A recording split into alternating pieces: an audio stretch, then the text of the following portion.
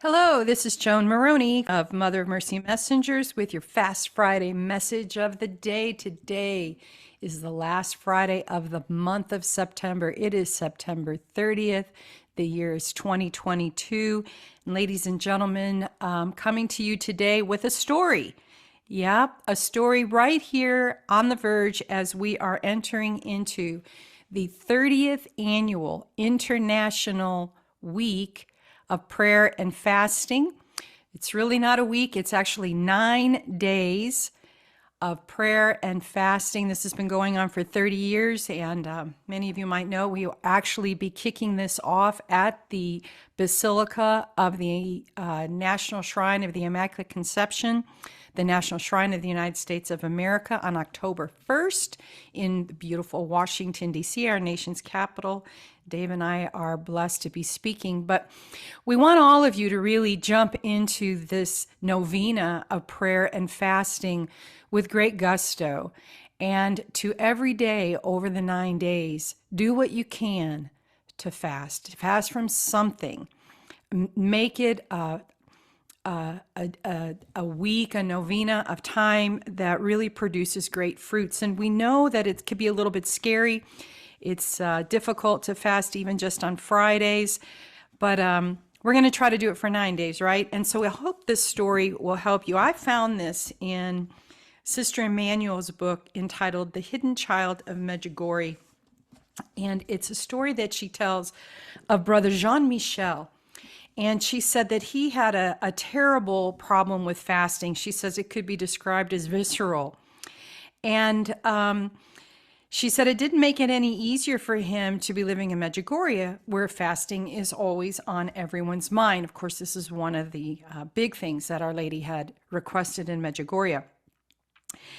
Anyway, I'm going to tell you, this is Brother Jean-Michel's story, and hopefully this is something that is really going to help you. All right, he wrote, "The 2 days of the year that I used to dread the most were Ash Wednesday and Good Friday, because that's when the church requires fasting, and I had a hard time with fasting. Nevertheless, I signed up for the 5-day fasting and prayer retreat because I knew that it was necessary for several reasons. Secretly, I was hoping to be told, 'Sorry, it's full,' but it wasn't.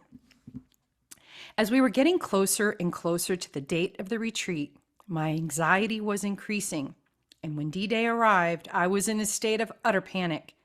If anyone had just told me not to go, I would have obediently complied and with joy, but no one encouraged me in that direction.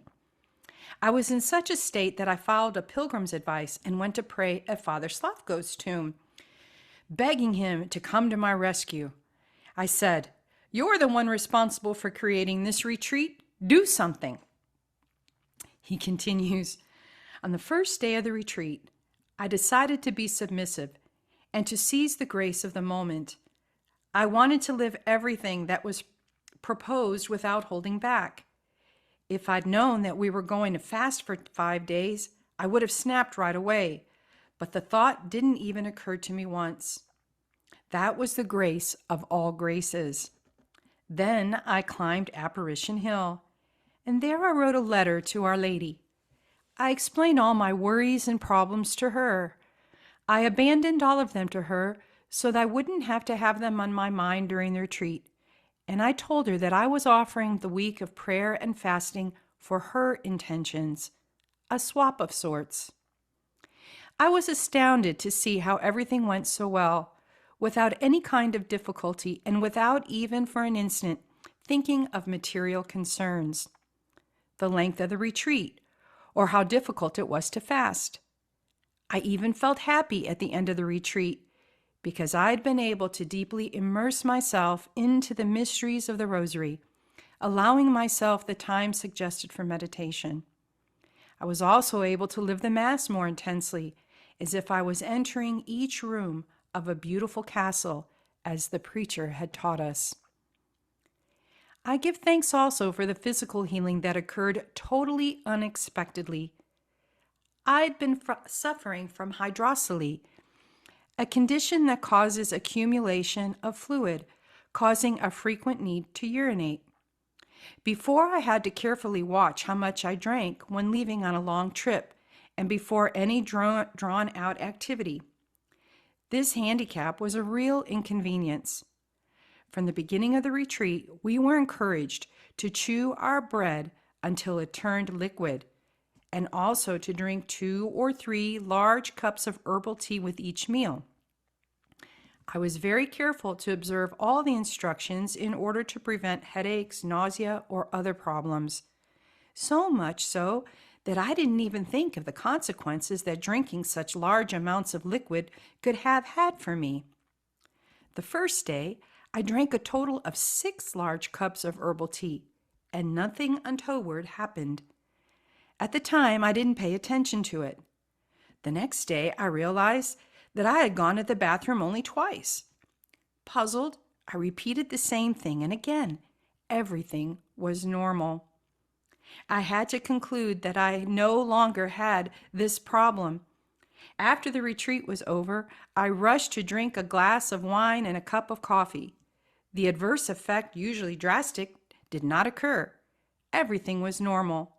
So that day, I had no problem, and I give thanks to the Lord for this unexpected healing. Then I told myself, if I had only known, I would have gone to this retreat a long time ago. So there you go, ladies and gentlemen. What did Brother Jean-Michel do? Before he went on the retreat, he prayed. He prayed to Father Slavko, asking him for help. He prayed to Our Lady and offered everything to her. And I encourage all of us as we enter into this extraordinary time of prayer and fasting for our country and for the whole world, this novena of fasting, 9 days from October 1st to October 9th, we encourage you to offer it all to Our Lady, our patroness, the pure one, the Immaculate Conception, for the conversion of sinners and for our nation, for the salvation of souls in our country.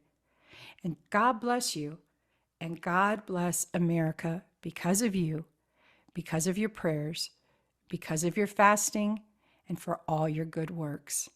God bless. Have a great fast day today and the next 9 days to come. This is Joan Maroney, Mother of Mercy Messengers, Divine Mercy for America, signing off.